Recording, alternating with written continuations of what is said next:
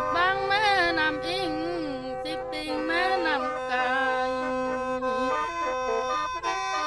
ก็มาดังอาและไอ้น้องสิกวงมูหอมสาวก็เนออายโอ้ยน้าอะไรน้องก็ซ้ำมาแล้วสิขอลำไปบทไม้ก่อนเนออายอันว่าป่าไม้ไอ้เว้านำน้องนำเดียงให้ว่าบ่ลาเด้อาย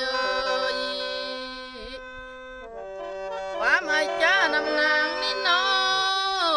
สิเทียงหน้าว่าบ่ห่างใดอายบัดไอ้ห่างห่างแต่สิย้อนอีผู้ใดลา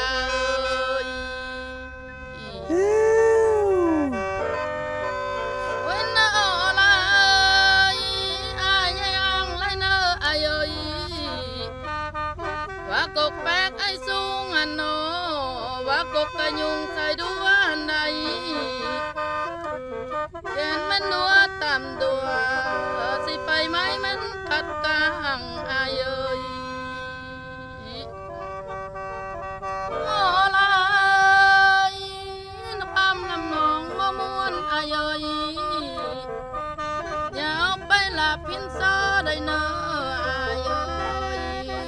ความลังจ้าบ่หวานอย่าเอาไปห่อหินเป็นได้อายอย่าเอาไปอันบานเฮาไต้บ้านมันหัวควันน้องในอาย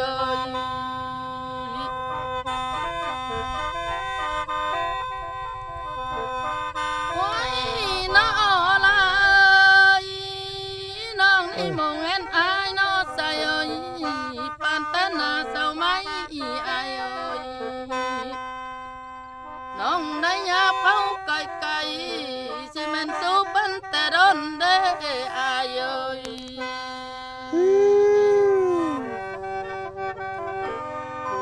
โอ้ยน้ออะไรน้องได้เดียวไปยำอายน้อยานแต่ต่างมันเศร้าน้ออายน้องได้เดียวไปยำสายยานแต่ต่างมันมองแล้วลาโอ้ยน้ออะไรน้องอยากปลุกเกินไกลได้ใส่ลังใจขาดใส่มุงเลื่อมน้องเนอเด้อว่าน้องละเลื่อมเอาอายสิปานนินเลื่อมก้อนนี่ได้ปานแต่มอนเลื่อมหังน้ออาย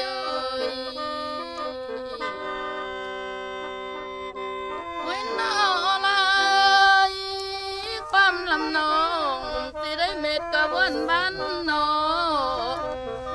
ความลำนางขอลาก้อนนี่น้อขออ้อยบอนส่งอายสิลายเถือจังลำอีกเนออายคนใส่เป็นบอนจังน้อสิดอกสาวคำนางได้วางใจอยู่นี่น้อลายนายอันนาลายบ้านแต่เป็นเดือนสร้าง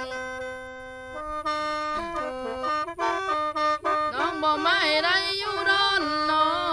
ลาย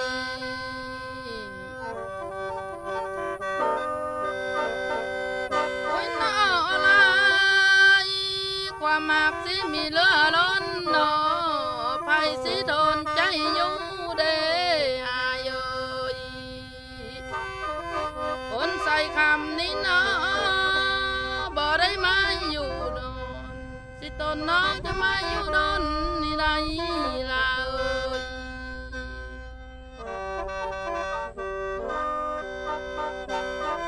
ไปได้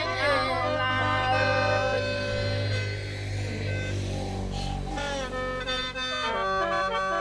ให้ผู้มาแต่บ้านไหนลงใส่ได้กู้ไปนอลาสิสวยกันสิไลลา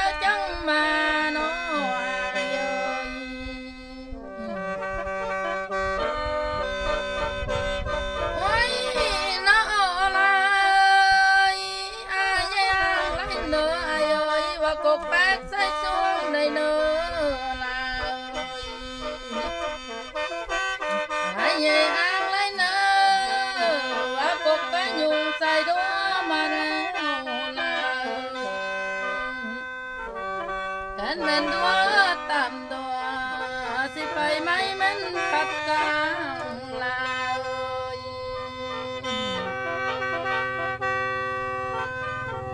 โอ้ยน้อลายอายเอาเมียตาน้อยน้องน้อยอายบ่สะได้ความลิ้นไอ้บ่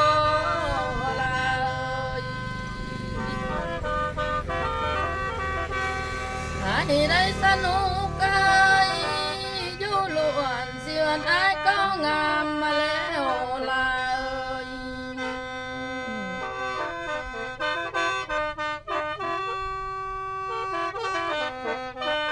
โอ้ยน้อลายอันนั้นไอ้กับตาน้ออายอย่าเฟ้อให้นัวได้เนื้ออายเอ้ยเห็นแต่เมียเปิ้นดีหลายอายอย่าเฟ้อเอ็ดอยู่เห็นแต่สู้เปิ้นธนาอายอย่ามาให้เขาแล้วไปลมในเนื้ออายเอ้ย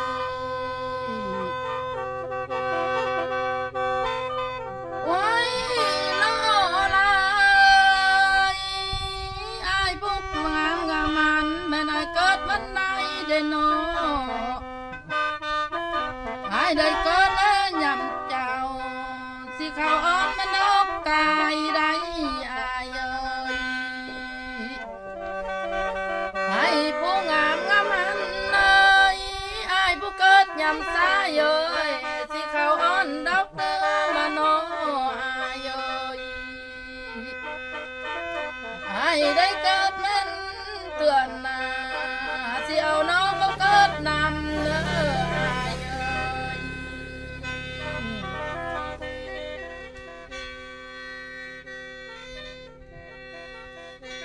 โอ้ยน้อลายอันเอาไว้นำน้อยอย่าแบ่งไรแควนเอ้ยแควนหนึ่งอันเอ้ยคือเอลิกิป้าเท่าเนอแควนหนึ่งอันคือเอนากิขาวแควนหนึ่งอันเอ้ยคือตักมันนำเหล่า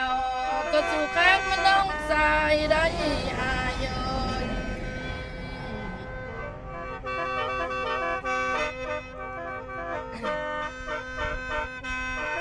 โอ้ยน้อลายอายผู้งามงามมันอายเลือกเอาเมียเอ้ยเลือกเอาอะไรสมใจใส่เนื้อลายโอ้ยน้อลายก้อนขี้ลายคือน้องยาวเขามันใส่หวนไอ้เนื้อลาย โอ้ยน้อลายนับแต่มือบ่เบาเปิ้นจำใส่วันหนาวแล้วลายมือบ่จ้าเปิ้นตกใส่หัวบานอันละมือบ่ตานนี่แล้วเปิ้นตกใส่มันหัวเพื่อนเฮาน้อลาย เอ็ดน้อลายความลำนองสิขอลาก่อนก่อนเนอขอเอ้ยบ้านส่งไอสิลายเรือจังลำเนออายเอ้ย จบเสียงคำรำจากเอื้อยไม่จันทร์บ้านพลไซขอมกขอบใจเด้อบ๊ายบาย